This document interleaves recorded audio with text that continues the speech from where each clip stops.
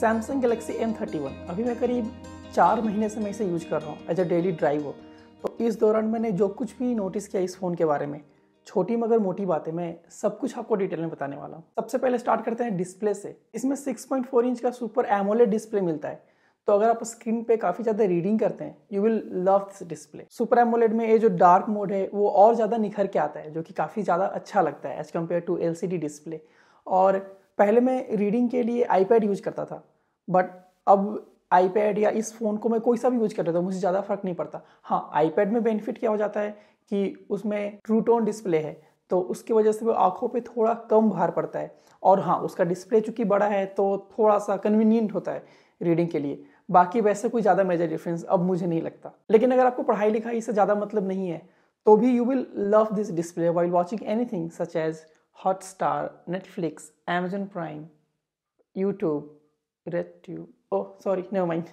इस डिस्प्ले की जो विजिबिलिटी है वो डायरेक्शन में वो भी काफ़ी ज़्यादा अच्छा है, मतलब कि दिख जाता है स्क्रीन पे कि क्या चल रहा है। मैंने ऐसे ऐसे स्मार्टफोन्स यूज किया है जो डायरेक्ट सनलाइट में बिल्कुल ब्लैंक हो जाते हैं, बिल्कुल कुछ भी नहीं दिखता कि स्क्रीन पे क्या है।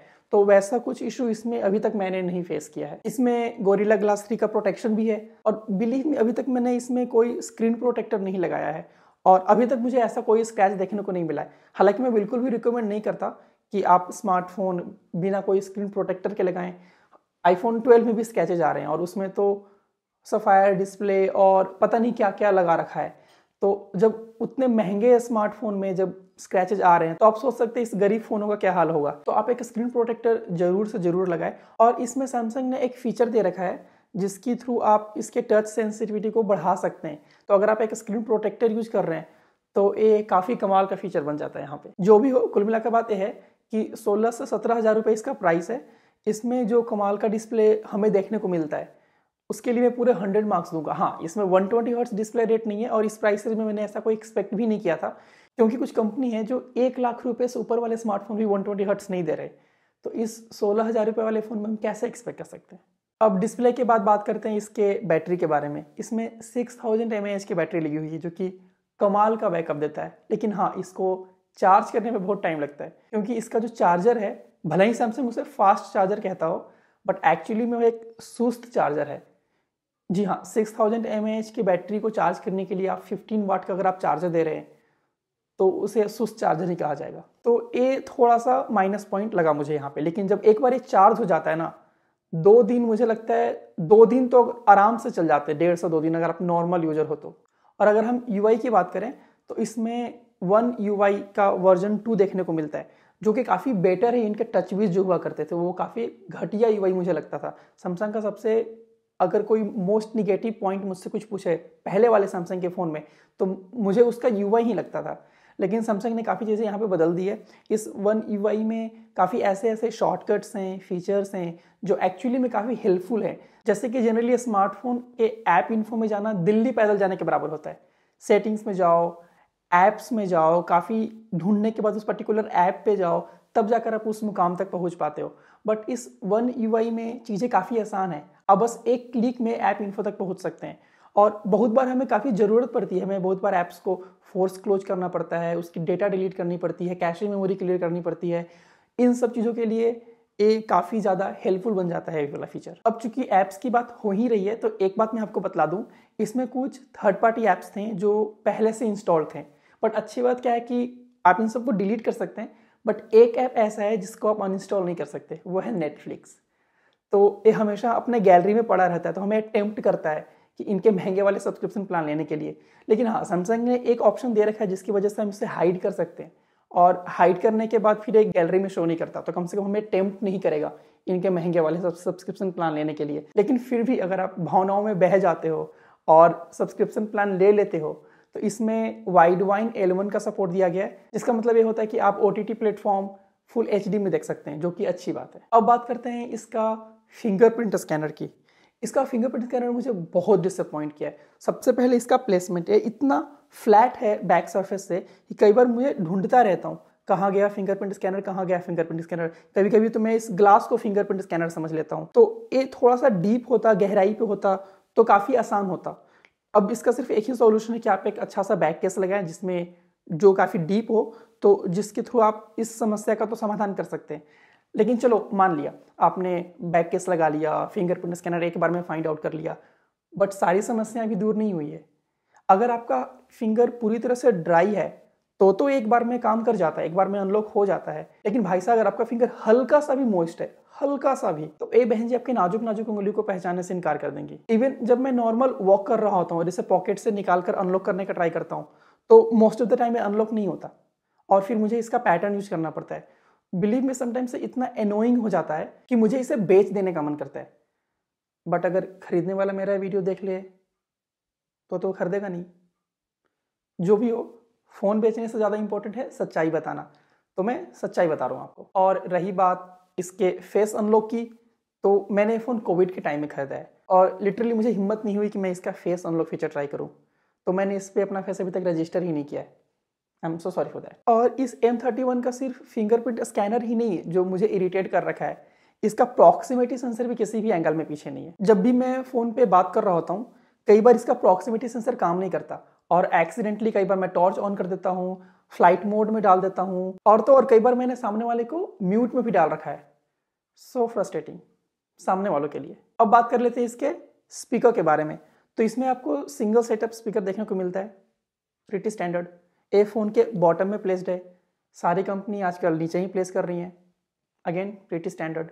हाँ, ये थोड़ा सा लाउड जरूर है, अगर आप इस प्राइस रेंज के दूसरे स्पीकर से आपको अगर कंपेयर करते हैं तो ये थोड़ा सा लाउड है। बाकी क्लैरिटी के बारे में आप एक मिड रेंज स्मार्टफोन से क्या है एक्सपेक्ट कर सकते हैं। अगर कैमरा की बात करें तो पीछे आपको 4 कैमरा देखने को मिल जाता है, जिसका प्राइमरी सेंसर है 64 मेगापिक्सल का, 8 मेगापिक्सल का वाइड एंगल कैमरा, 5 मेगापिक्सल का डेप्थ कैमरा और मैक्रो लेंस मिल जाता है आपको 5 मेगापिक्सल के साथ। तो प्रीटी स्टैंडर्ड है। आजकल 64 megapixel is not a big deal, लेकिन बिलीव मी इसका कैमरा काफ़ी अच्छा है। अगर मुझे इस फ़ोन की 2 सबसे बेस्ट चीज़ पिक करने को अगर कोई बोले तो मैं इसका डिस्प्ले और इसका कैमरा को पिक करूंगा। मतलब इसके फ्रंट सेल्फी वाले जो कैमरे वही 32 मेगापिक्सल के साथ आते हैं, जो कि काफ़ी अच्छी पिक्चर खींचते हैं। हाँ, अगर आप एक लाइव मोड में मैंने इसे ट्राई किया था तो वो कभी कभी जैसे मेरे स्पेक्स हैं तो उसे एक बैकग्राउंड समझ लेता है, तो कई बार उसे ब्लर कर देता है, तो उतना एक्यूरेट नहीं है लाइव मोड में अगर आप सेल्फी कैमरा खींचते हैं तो। बट अगर आप पोर्ट्रेट मोड ना खींचें तो ये काफ़ी डिटेल इमेज आपको देगा। ये जो पिक है वो मैंने माइक्रो लेंस से लिया है, सबसे मिनिमम डिस्टेंस पे। अगर मैं इसे नज़दीक कैमरा ले जा रहा था तो माइक्रो लेंस फोकस नहीं कर पा रहा था। और ए वाली जो पिक है वो मैंने 64 मेगापिक्सल सेंसर से लिया है।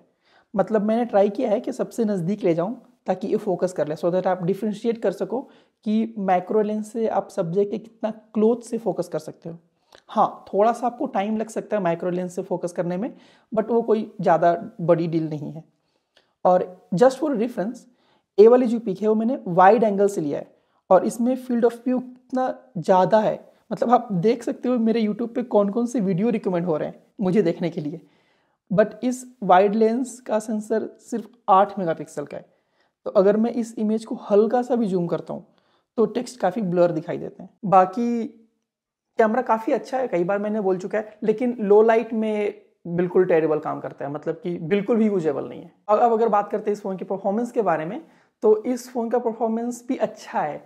मतलब डेली यूजेज में जो भी मैंने नॉर्मल ऐप्स यूज करता हूँ, मल्टीटास्किंग करता हूँ, वो सब काफ़ी स्मूथली काम कर जाता है। लेकिन अगर आप इस पर गेमिंग करते हो तो जो मीडियम साइज गेम्स है वो तो स्मूथली चल जाते हैं, लेकिन जो हाई साइज गेम्स होते हैं वो अगर आप हाई सेटिंग पे चलाते हो तो यहाँ पे आपको फिर फ्रेम ड्रॉप देखने को मिलता है। फ्रैंकली स्पीकिंग, इस प्राइस रेंज में बहुत सारे ऐसे फ़ोन हैं जो इसे बेटर परफॉर्मेंस देते हैं इन गेमिंग। तो पबजी उबजी अगर आप खेलते हो, कॉल ऑफ ड्यूटी खेलते हो, तो ये फ़ोन मैं किसी को भी रिकमेंड नहीं करूँगा। अब बात करते हैं इसके बिल्ड क्वालिटी के बारे में। तो इसके पहले मैं इसके बिल्ड क्वालिटी की धज्जियाँ उड़ाऊँ, आप एक बात समझ लो, इस फ़ोन का प्राइस है 16 से 17 हज़ार रुपये और इसमें आपको इतना अच्छा कैमरा, इतना अच्छा डिस्प्ले, बैटरी इसकी काफ़ी ज़्यादा चलती है, इसमें आपको हेडफोन जैक देखने को मिलता है। तो बहुत सारी चीज़ें अच्छी अच्छी हैं इस फ़ोन की जो अच्छा काम करती हैं। तो सैमसंग ने बहुत सारे पैसे इन्वेस्ट किए हैं उन सब चीज़ों पे, तो कंपनी को कहीं ना कहीं तो पैसे बचाने होंगे ना। और सैमसंग ने क्या मस्त वाले बचाए इसके बिल्ड क्वालिटी पे। प्रॉब्लम ये नहीं है कि इसमें प्लास्टिक बैग है, प्रॉब्लम ये है कि प्लास्टिक में भी सबसे पतला, सबसे सस्ता वाला प्लास्टिक इसमें लगा हुआ है। बिलीव मी, अगर मैं इसको तोड़ के इसका बैग अलग करूँ ना तो इसकी थिकनेस एक नॉर्मल न्यूज़पेपर के कागज़ जितनी होने वाली है। बट बिलीव मी अगेन, मैं इसे तोड़ूंगा नहीं। Now the bottom line is कि ये फ़ोन आपको तभी कंसीडर करना चाहिए जब आपको अच्छे अच्छे पिक्चर्स खींचनी हो, आगे से भी और पीछे से भी, आपको one of the best display चाहिए, आपको हेडफोन जैक चाहिए, आपको एक तगड़ी वाली बैटरी बैकअप चाहिए। और इन सब चीज़ों को पाने के लिए आप इसका बिल्ड क्वालिटी, इसका फिंगरप्रिंट स्कैनर, इसका प्रॉक्सिमिटी सेंसर, इन सब चीज़ों से कॉम्प्रोमाइज़ करने के लिए रेडी हो, तो फिर आप आंख मूंद करके इस फ़ोन को खरीद सकते हैं। अगर मैं बताऊं पर्सनली मैंने ये फ़ोन क्यों खरीदा, तो मैं सिर्फ और सिर्फ इसके डिस्प्ले की वजह से खरीदा है, क्योंकि मैं काफ़ी ज़्यादा रीडिंग और यूट्यूब ये सब देखते रहता हूँ और मुझे इसके कैमरे से ज़्यादा कुछ मतलब है नहीं, क्योंकि मैं स्मार्टफोन से ज़्यादा पिक्चर्स नहीं खींचता। तो सिर्फ और सिर्फ इसके डिस्प्ले की वजह से मैंने फ़ोन खरीदा है। एक राज की बात आपको बताता हूँ, थोड़ा नज़दीक आओ। मेरे पुराने वाले फ़ोन पे अच्छा एक्सचेंज रेट मिल रहा था, ये बात किसी को बताना नहीं। तो आज की इस वीडियो में इतना ही। अगर आपको वीडियो अच्छा लगे तो प्लीज़ इसे लाइक करें, चैनल को सब्सक्राइब करें and I will see you in the next one. Stay safe.